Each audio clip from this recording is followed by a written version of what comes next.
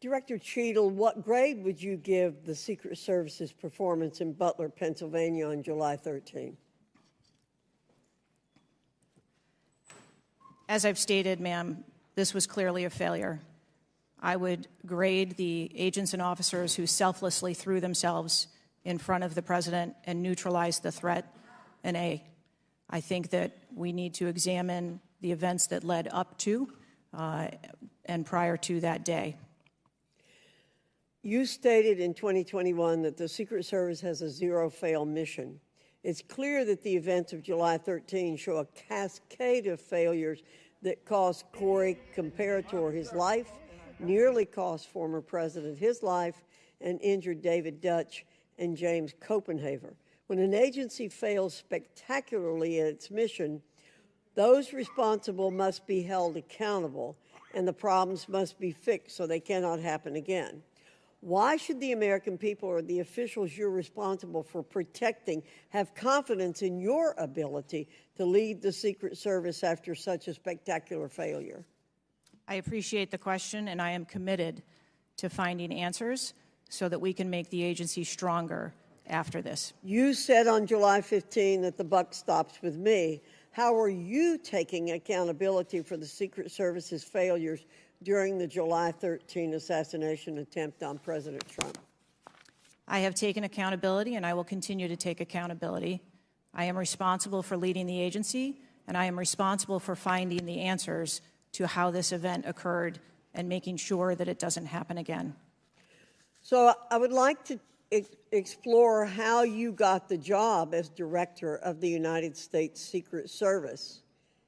Is it typical for the director of the Secret Service to be recommended for the role at the behest of a president's family and senior staff, perhaps at the request of Joe Biden or Anthony Bernal? I got the job as a director of the Secret Service because I spent 27 years in an agency with a mission that I absolutely love. I started my career in Detroit. I worked my way up through investigations and protection. Was there competition for the position? You would have to ask those who were involved in the interview process. But you think you are the best person in the country to head the Secret Service? I think that I am the best person to lead the Secret Service at this time.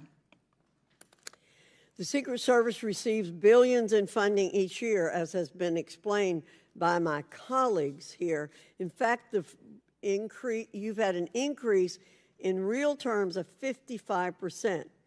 As you're no doubt aware, staffing levels for those assigned to protect the president, former presidents, and other senior officials has decreased by about 350 between 2014 and today. Clearly, a lack of financial resources not to blame for the staffing shortage. In 2022, the Secret Service saw nearly half its workforce leave in 1 year, and during the same year, it was ranked dead last among law enforcement agencies in the best places to work in the federal government. Can you explain why your agency was so poorly rated and why so many staff left in just 1 year? So with all due respect, I dispute the statistic of half of the employees leaving in 2022. I think that has been inaccurate data that's been reported out there. But what I can tell you is, as I have returned as the director of the agency, we have had an increase in hiring and staffing and an increase in resources, and we are committed to continue to hire so that we can be staffed appropriately to meet the dynamic mission that we have. Well, you may want to dispute it, but it's out there. My understanding, given the high-profile failures and rotten culture at the Secret Service during your nearly 2-year tenure, why should the American people have any confidence in your ability to lead the Secret Service to perform its zero-fail mission to protect our senior leaders? The Secret Service has an incredible culture. Our men and women place service over self.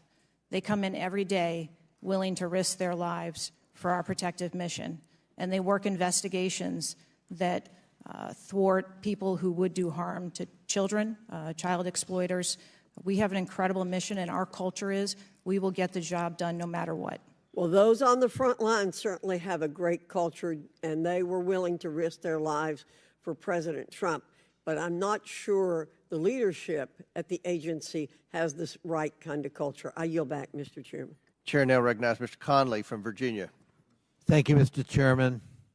Well, I hope the American people do appreciate the incredible daily risks Secret Service agents take on our behalf.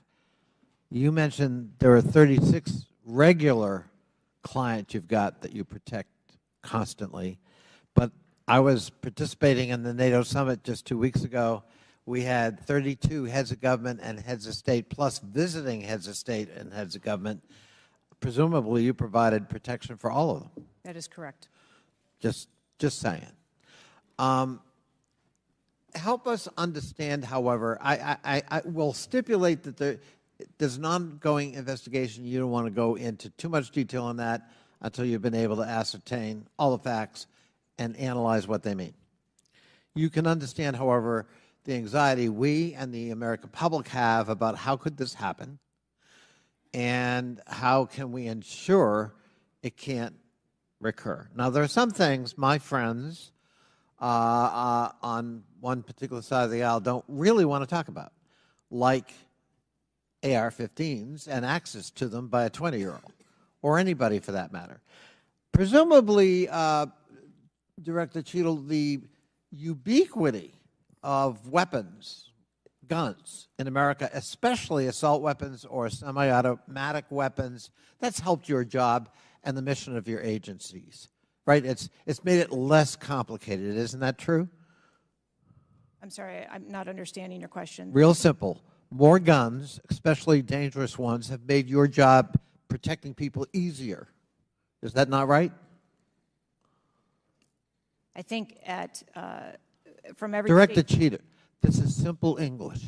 More guns, do they make your job more complicated or less complicated in protecting these 36 clients and visiting heads of state and heads of government that come to Washington? I think the Secret Service needs to take into account. I didn't ask that. That they're in. I'm sorry. I asked a simple question, which deserves a simple answer. The ubiquity of guns, dangerous weapons in America, like AR-15s, has that made your job, that is to say the mission of the Secret Service, easier or more difficult? I think the threat environment for protecting our Secret Service protectees is always difficult, and that's dynamic, and it's always evolving. We stipulate it's always difficult. Again, this is a simple one.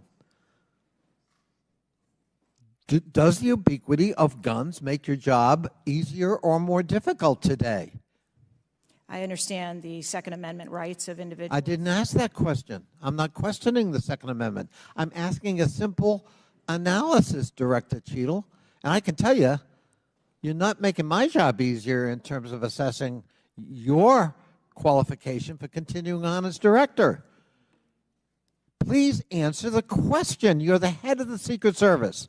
You're speaking on behalf of 8,000 members who put their lives on the line. We just had a failure by your own admission. Do guns make your job easier or harder? I think the job of the Secret Service is difficult on every day, and we need to make sure that we are mitigating all threats, whether that be That weapons, isn't my question. personnel. That is not my question. And now I think you're evading the answer, which is not a hard one. I am sorry that you feel that way, sir.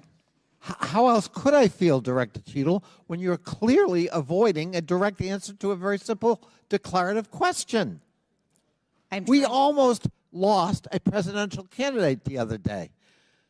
A 20-year-old had access to his father's AR-15 and got on top of a roof within 500 yards or feet of the podium.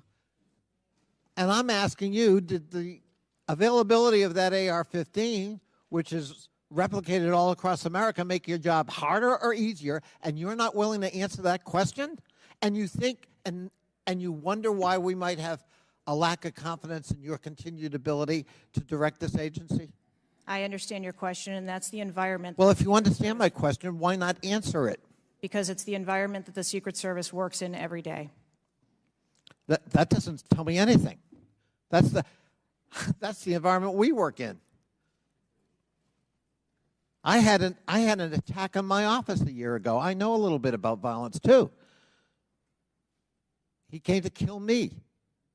When he couldn't, he beat one of my staffers 8 times with a baseball bat on the head. We live with the threat of violence. But a simple answer from the director of the Secret Service would be helpful. And I'm sorry you've chosen to evade it. I yield back. Chair now recognizes Mr. Grofman from Wisconsin.